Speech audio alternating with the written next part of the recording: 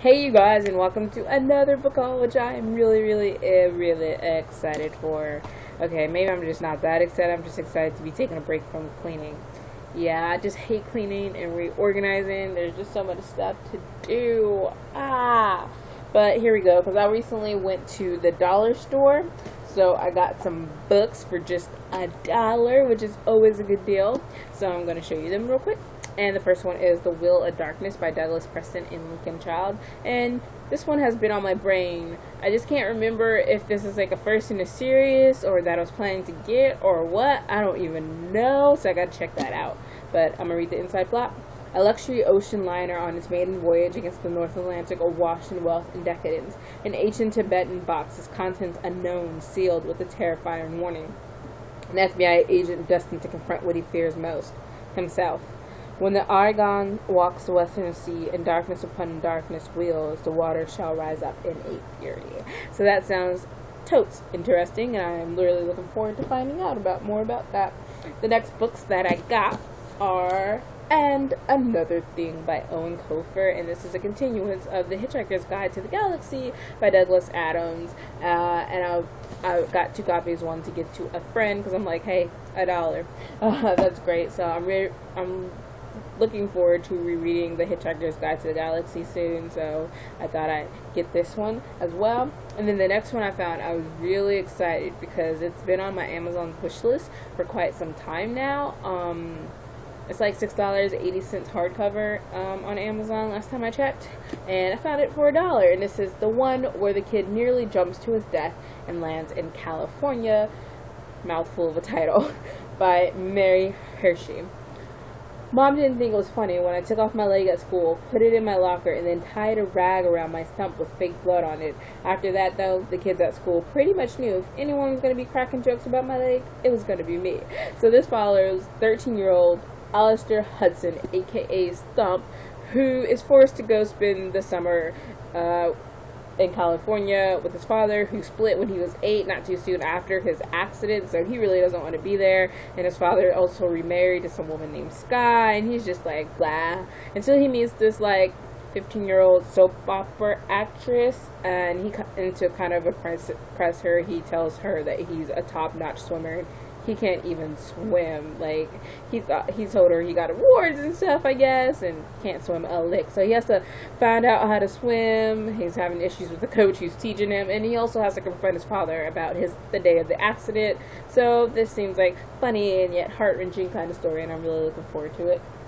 The last game, the last book that I got was really kind of exciting because it sounded really interesting, and it is The Traitor Game by B.R. Collins. I had never heard of it before, so I was really excited about this. Michael and Francis, our best friend, is drawn together by a shared secret, Eveguard. Eveguard is a fantasy world that friends created together, a game both fierce and dangerous. It is also a world that has become thoroughly intertwined in their lives. Action in one world are bizarrely mirrored by those in the others. Though when Michael comes to believe that Francis has betrayed Eveguard, he in turn betrays Francis and sets in motion a terrible sequence of events. Now, I just have to wonder, is the game just in their head? Are they both kind of cuckoo, or is it actually a different kind of realm that they step into? So I'm really looking to figure that out, and can't wait for that one. Also, this next book that I know I'm not supposed to be buying new series, I promised myself, and then I get on eBay or Amazon and just shh. But I got The Pledge by Kimberly Durding. I'm just so excited for this, and I'll read the inside flap for those of you who don't know what's about. In the violent country of Ludana, the classes are strictly divided by the languages they speak. The smallest transgression, like looking a member of higher class in the eye while they are speaking in their native tongue, results in immediate execution, because they're so wrong for that. 17-year-old Charlena has always been able to understand the languages of all classes, and she spent her life trying to hide her secret. The only place she can really be free is at drunk-fueled underground clubs where people go to shake off the oppressive rules of the world they live in. It's there that she meets a beautiful, mysterious boy named Max, who speaks a language she's never heard before, and her secret is almost exposed. Charlie is intensely attracted to Max, even though she can't be sure where his real loyalties lie. As the emergency drills become real emergencies and the violence escalates, it's become clear that Charlie is the key to something much bigger, a country's only chance for freedom from the terrible power of a deadly regime. So I'm really looking forward to this. Next book I got from eBay, and I think I bought it with other books at the, I can't remember. Oh no, I bought one book, Altered by Jennifer Rush, and the lady didn't have it anymore, sadly. But I was just like, instead of giving my money back, I knew this was the same price. I decided to go ahead with Cruel, and I was so glad too, because I also really wanted this book, and I had to choose between them because I was like, I can't buy too many books. But this is Cruel by Jennifer Albin, and this I'm just going to read the inside flap.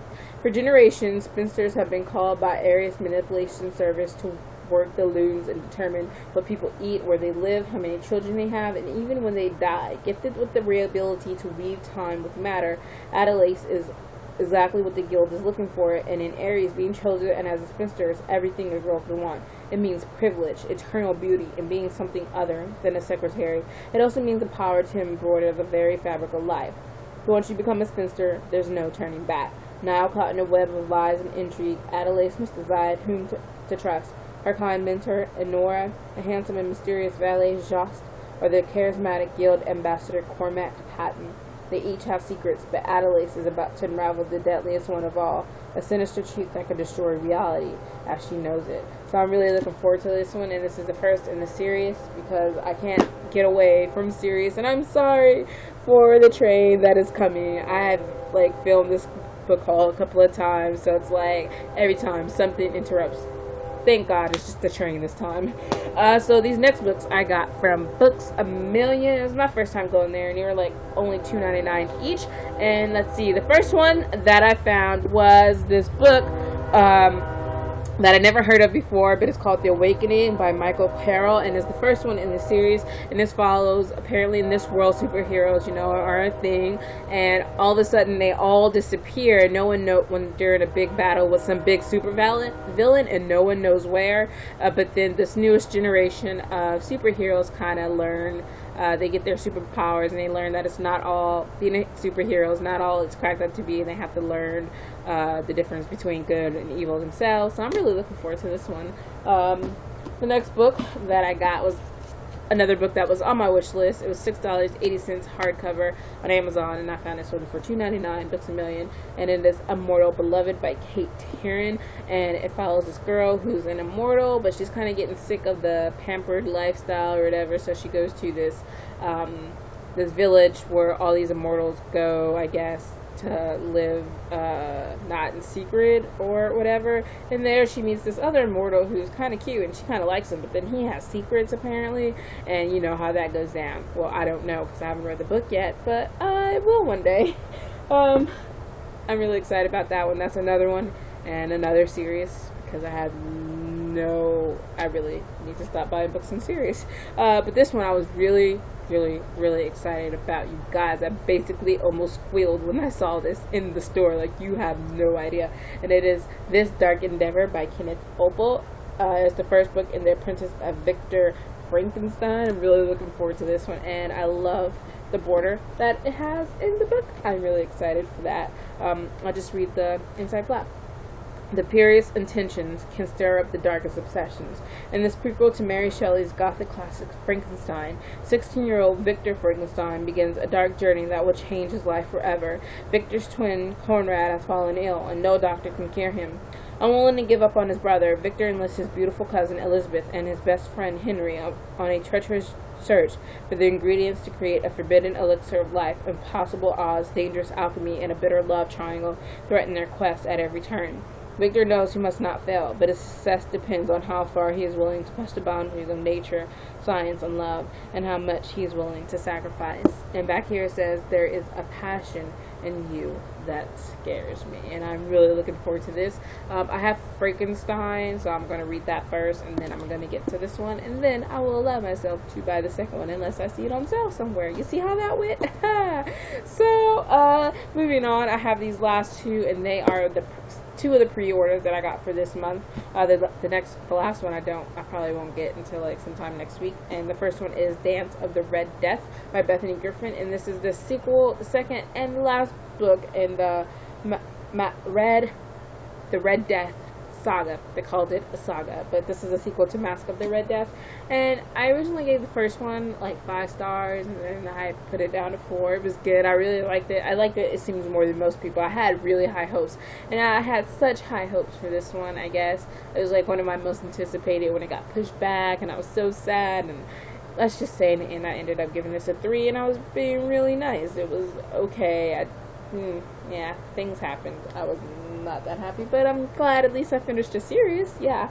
So the last book that I have is The Girl Who Was Supposed to Die by April Henry, and this follows a girl who wakes up in this abandoned place or whatever, cabin in the woods, and she doesn't remember who she is, but what she does know is that she was kidnapped because she overhears her 2 kidnappers talking about now that she's worth nothing, and they just want to get rid of her, so she has to figure out, I guess, how to escape or something in that time. So I'm really looking forward to this, and those are all the books that I got to show you today. So you guys let me know if you've heard any of these books and whether or not you liked them, you hated them, or you now putting them on your wish list, or if you think there is one book that I need to start on right away because it was just that good.